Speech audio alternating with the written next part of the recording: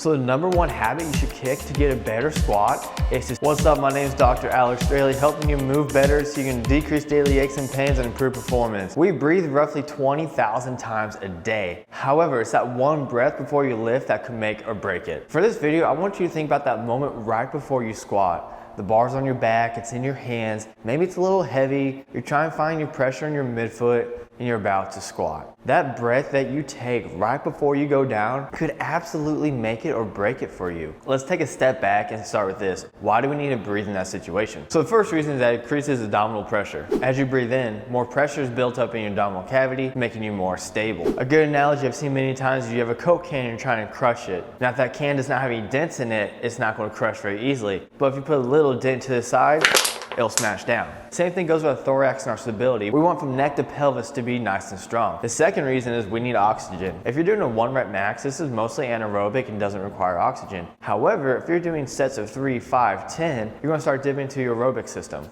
Greg Nuckols had a great article that looked at aerobic and anaerobic energy systems. They found that the more sets that you do, the more you rely on your aerobic system. The lower part of our lungs are much better than the upper part at bringing in oxygen. So we need to make sure we have a big, deep breath into the belly, not the chest. Before we get back to the squat, take a moment to observe how are you breathing right now. Is it coming into the belly or are you coming into the chest? And you should be breathing into the belly. Now let's go back to that moment right before you're about to descend for your squat. How do you breathe? Do you breathe into your chest or do you breathe into your belly? The last powerlifting meet I was at had over 50 lifters squatting. There was less than 10 people that actually breathe correctly. I go on Facebook and Instagram and look at people lifting, and many times on the squat, this is wrong. I often see lifters breathe into their chest before they're about to squat, not their belly. The easiest way to tell this is, does the bar move before you lift? So whether you're looking for the front or the side, just watch the bar before the lifter goes down. When they brace, see this big rise in their shoulders, they're breathing through their chest, not into their belly,